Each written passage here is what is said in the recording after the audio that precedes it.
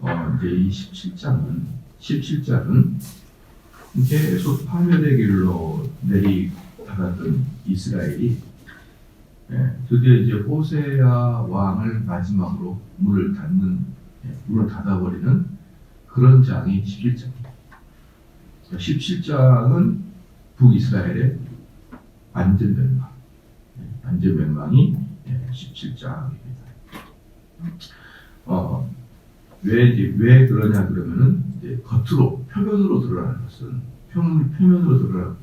것은 호세아 왕이 계속 아수르에게 조공을 바쳤거든요. 근데 조공을 바칠 때 보면은 이제 참 저는 이 과거의 이 왕들을 보면은 너무한다라는 생각이 많이 들어요. 너무한다.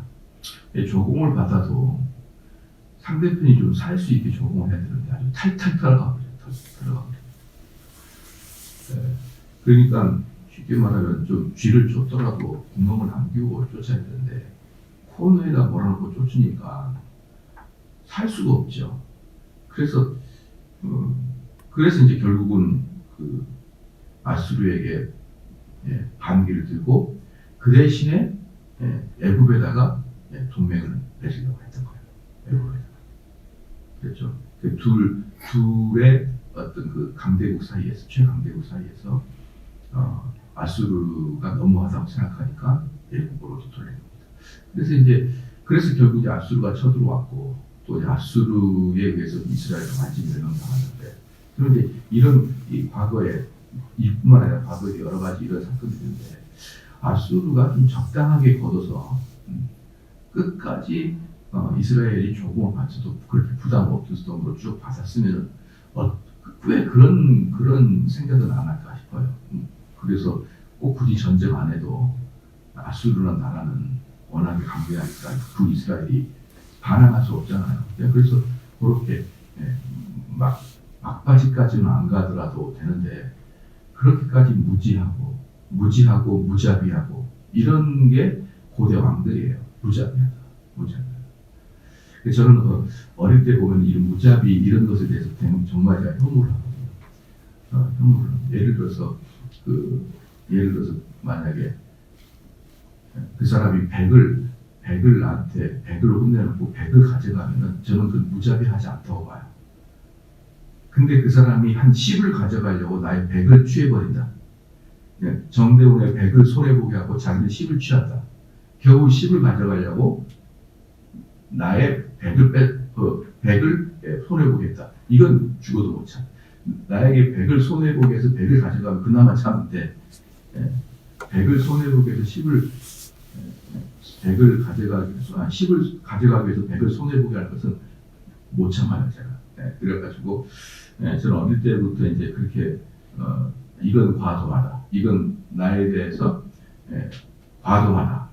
느끼면 저는 그때는 죽음을 무릅쓰고 싸워버렸어요.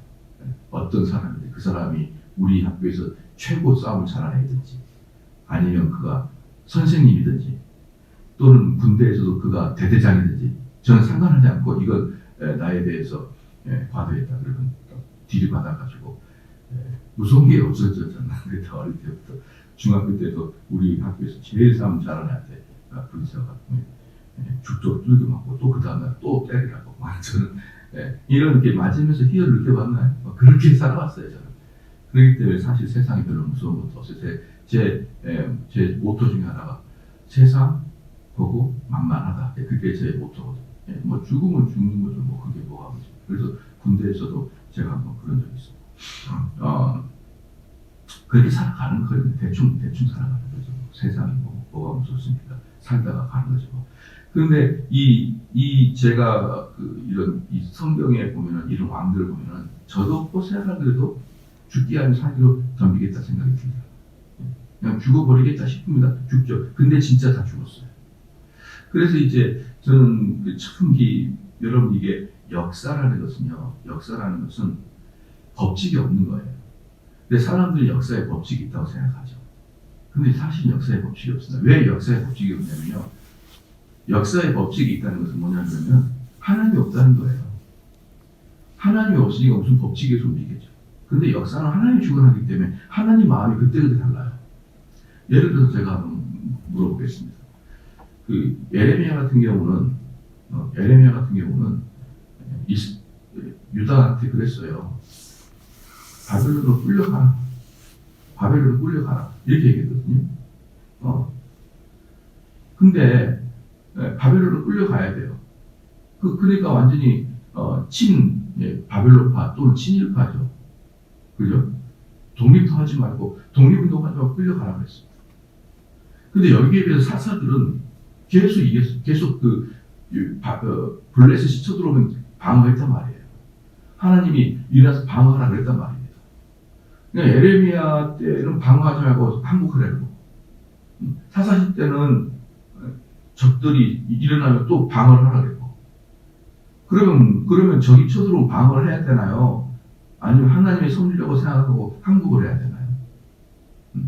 일본이 우리를 압제했을 때 우리 독립운동을 해야 되나요? 아니면 그것을 받아들여야 되나요? 모르겠죠.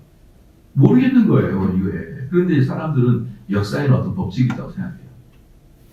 그게 이제 인본적인 사고예요. 역사에는 법칙이 있다.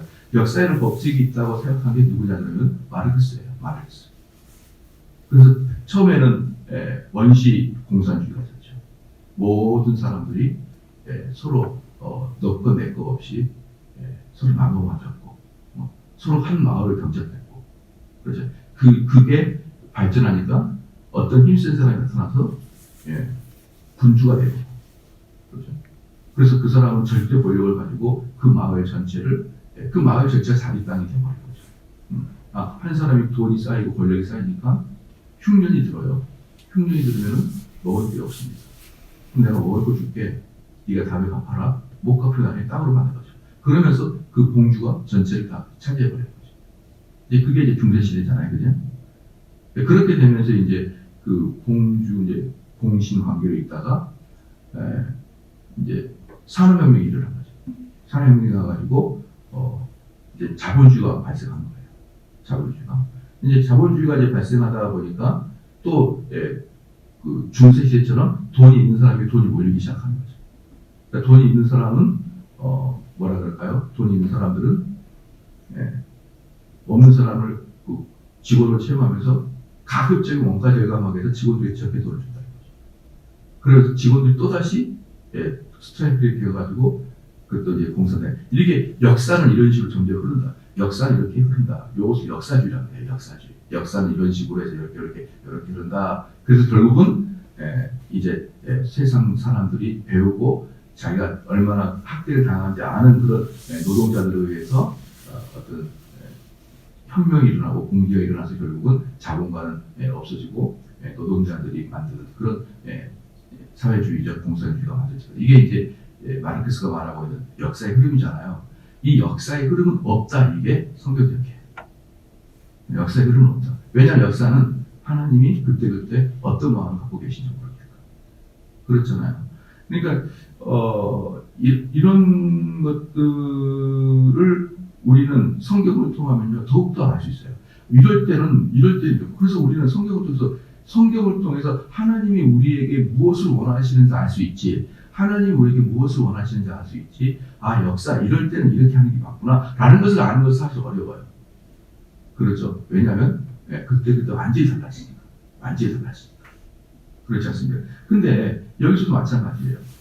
호세아가 이렇게 행하는 거고 우리는 뭘 배울까요? 예를 들어서 이거죠. 아수르에게 조공을 바쳐야 되는데 너무 국가가 어려워요. 그럴 때 조공을 끊어버리고 다른 나라 애국하고 막강한 나라 애국하고 동맹을 맺으면서 아수르를 반대해야 되나?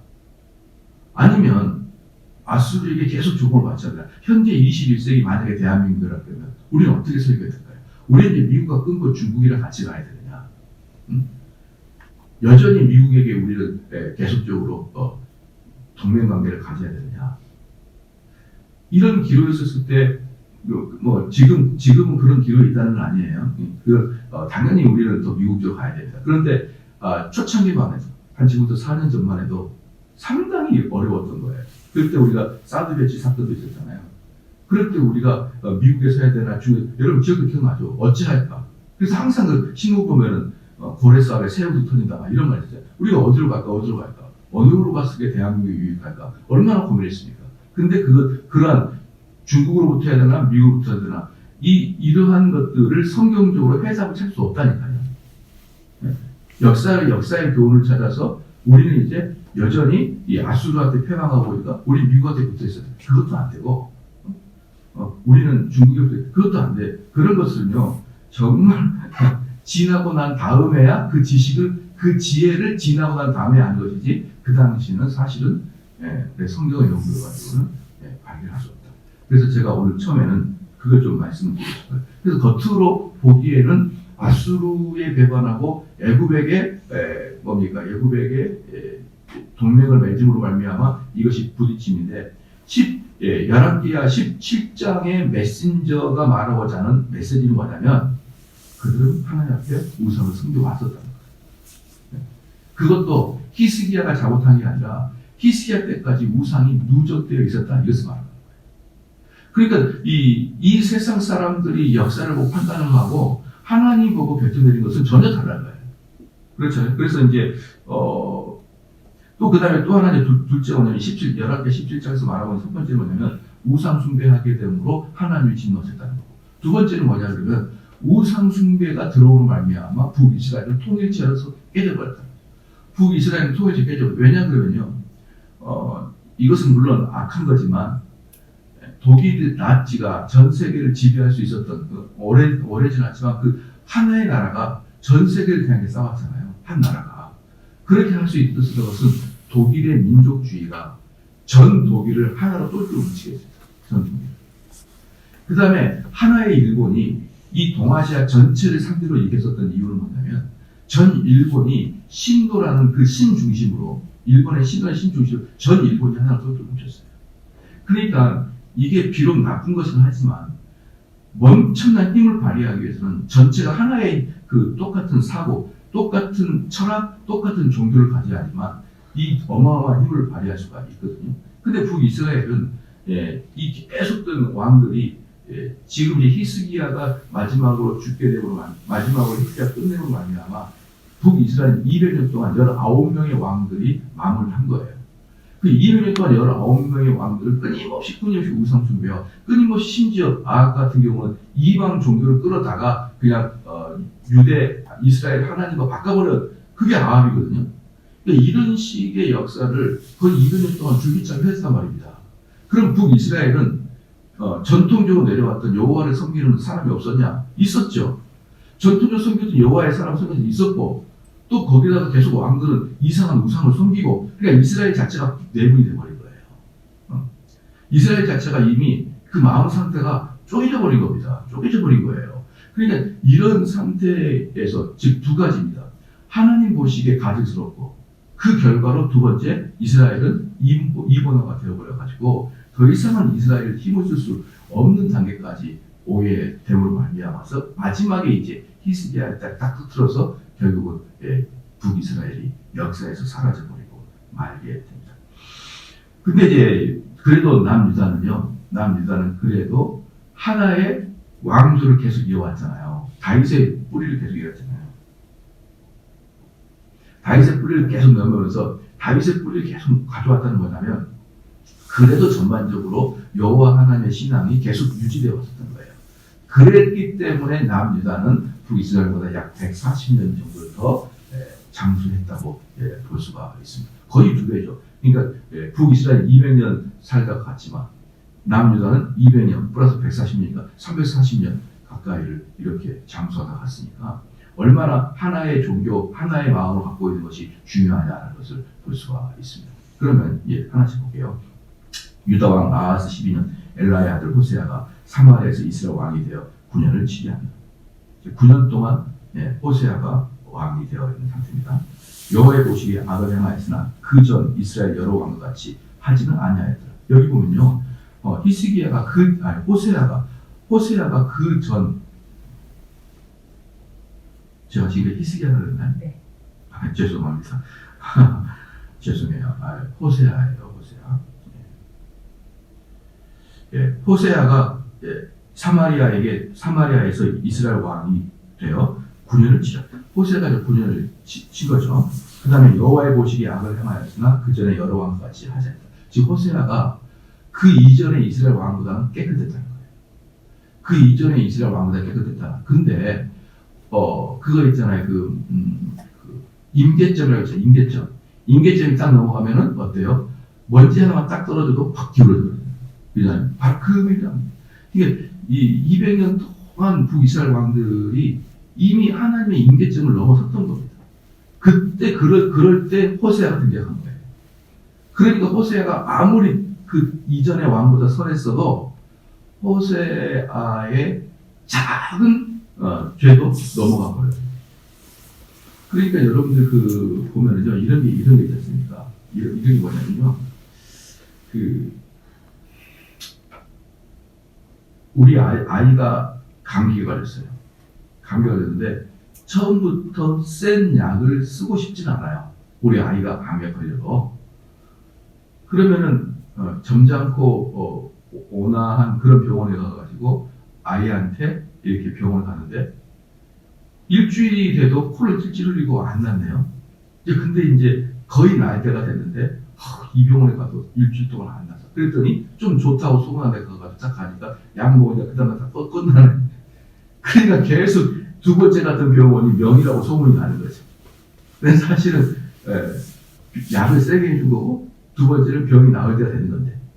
그래서 상당히 보면은 그래가지고 마지막에 두 번째로 간 병원이 명이라고 자꾸 소문이 나요. 역시 이 병원에 가야 마무리가 돼. 이렇게 되면서 여기 좀 약을 세게 쓴다는 말이 있어가지고 내가 안 갔더니 근데 여기 와보니까 결국 나는구나. 결국 여기구나. 이러면서 자꾸 두 번째 병원이 명이라고 소문이 나는데요. 바로 그거예요. 나을 때가 됐을 때 약을 먹고 나는 거다. 하나님께서 벌을 주려고 목까지 찾는데 마지막에 그 사람이 왕이 돼가지고 끝나는 거랑 똑같은 겁니다. 그리고 선생님 그리고 부모의 입장에서도 자녀를 혼낼 때 몇 번을 두고 보다가 마지막에 딱 혼내는 거예요. 근데 자녀들은 항상 그 마지막 행동일 자기가 뭘 얼마나 잘못했다고 그렇게 혼냅니까? 이렇게 얘기하거든요. 근데 부모들은 공통적으로 자녀가 잘못했다고 개입해가지고 혼낼 수 있는 마음이에요. 아이를 사랑하는 마음이 있기 때문에 아무리 자녀가 잘못한다 해도 한두 번 가지고 혼내지 않습니다. 보고 있다가 참다가 딱 또 똑같은 걸 합니다. 그러니까 이제 자녀들은 어때요? 불만이 있는 거죠. 내가 뭘 얼마나 잘못했다고 그렇게 화를 내세요. 막 이런 모습들. 근데 그게 바로 여기 북이스라엘 호세아가 그렇답니다. 이 사람은 그렇게까지 잘못은 없었는데 이스라엘의 죄가 목까지 관영했고 하나님 더 이상 참을 판도를 넘어섰고 더 이상 그들에게 회복의 기미가 보이지 않자 하나님은 히스기야가 그렇게 잘못하지 않았어도 죄송합니다. 호세아가 그렇게 잘못하지 않았어도 호세아 시대를 기점으로 끝내버리고 말이죠. 그 다음에 아수르 왕 살만 에셀이 올라와서 호세아를 친구로 호세아가 신복하여 조공을 드리더니 들었거든요. 4절에 저가 애굽 왕 소에게 사자를 보내고 해마다 하던 대로 아수르 왕에게 조공을 드리지 않냐며 아수르 왕이 호세아에게 배반함을 보고 저를 옥에 금고하여 두고 올라와서 그 온 땅을 두루 다니고 사마리아로 올라와서 3년을 에워쌌더라 이랬거든요. 결국은 이제 그 잘못된 선택 하나가 결국은 이제 이스라엘을 완전히 무너뜨리는 이제 그런 일이 발생합니다. 그러면 여기서 이제 역사적으로 보면은 호세아가 왕으로 잘못된 판단한 거예요. 왜냐 그러면요, 그 당시에 내가 아수르하고 딱 대항을 하게 되면 뒤에서 애굽이 딱 지켜줄 거라고 호세아는 믿었어요. 지켜줄 거라고 믿었단 말이에요. 그런데 호세아가 정치 판단을 잘못했습니다. 왜냐 그러면 그때 애굽이 이미 지는 해였거든요. 애굽이 지는 해라 그러면 그게 무슨 말이냐면 자기 몸 하나 갖춘 게 있습니다. 근데 아수르는 어마어마하게 떠오르고 있었거든요. 근데다가 여러분 지는 해들의 특징이 뭡니까? 지는 해의 특징이 뭐냐면 서로 내분이 있는 거예요. 내분이. 근데 이때가 애굽의 역사를 보면은 내전이 일어나가지고 남을 돌볼 겨를이 전혀 없었던 애굽이었습니다. 거기다가 딱 자기가 소망을 둬버린 거예요. 그러니까 안 되려 그런 사람은 안 될 것에다가 희망을 둬버린 겁니다. 딱 거기다가 소망을 뒀고 전쟁을 불사하고 북이스라엘이 아수르에게 딱 대항했는데 뒤에서 밑에서 해고 전혀 손도 못 대고 가만히 있는 거예요. 그냥 그대로 여러분 들어왔습니다. 그래가지고 아수르가 즉시 내려왔거든요. 조공을 바치지 않자 즉시 내려왔습니다. 근데 그렇게 세계적으로 강력한 아수르가 이 사마리아 성을 에워싸고 장장 3년이나 버텨요. 이스라엘. 그러니까 이 북이스라엘 사마리아 성이 얼마나 요새가 되는지 우리가 알 수 있어요. 그래서 이 강력한 군대가 내려와가지고 사마리아를 에워쌌는데 3년을 지나도 거기서 버티고 있는 거예요. 그러면 나중에 역사를 보니까 이 사마리아에서 나중에 이제 다 끌고 가버립니다. 끌고 가는데 남자만 27,000명 이상을 끌고 가버립니다. 남자만 27,000명 이상. 그건 뭐냐 그러면은 전체 그때 사마리아 성 안에 있던 사람들의 숫자 중에 3분의 1의 숫자예요. 그럼 3분의 1의 숫자 남자라 그러면은 남자 전체 다 데리고 왔어요. 여자랑 애기들 냅둬버리고 남자를 다 데리고 왔어요. 지금 무슨 말입니까? 이스라엘 끝내버렸어요. 그리고 이스라엘 사람들 다 어디를 끌고 가냐면 지금의 이란 땅으로 다 북부 이란 땅 끌고 가고 지금의 이란 땅으로. 무슨 말입니까? 다시는 이 어마어마한 먼 거리거든요. 이 먼 거리에서 돌아오지 못하는 겁니다. 그래서 여러분 북이스라엘은 그걸로 끝. 네. 우리가 이제 말하고 있는 이스라엘 있잖아요. 우리가 말하는 이스라엘은 쉽게 말하면 남유다 후손들이에요. 남유다 후손. 북이스라엘 루벤 지파, 갓 지파 이런 지파들 있잖아요. 그 사람 싹 없어요. 딱 하나 유다 지파만 남은 거예요. 유다 지파만. 이런 비극이. 그리고 이제 놀랍게도 이제 마지막 왕이 호세아잖아요. 이 마지막 왕이 호세아인데 이 호세아 당시 때 살아있던 선지자가 누구냐면 동명이인 호세아예요. 동명이인 호세아가 이 당시 때 사역을 했고 또 하나 사역한 게 누구냐면 미가입니다. 미가와 호세아가 언제 사역했냐면 북이스라엘 멸망할 때 사역했던 선지자 둘이에요. 근데 호세아서도 13장 16절 그 다음 미가서 1장 6절 보면요. 뭐가 있냐면 그 3년 동안 버틸 때 그 아수르가 얼마나 잔인하게 그들을 죽였는지 보여줘요. 그게 뭐냐 그러면 임신한 자를 배를 간다고 그랬어요. 호세아서하고 미가서 그렇게 나와요. 그러니까 이 사마리아 성에서 3년 동안을 버티니까 아수르 왕이 얼마나 화가 나게 들어와가지고 배를 다 갈라고.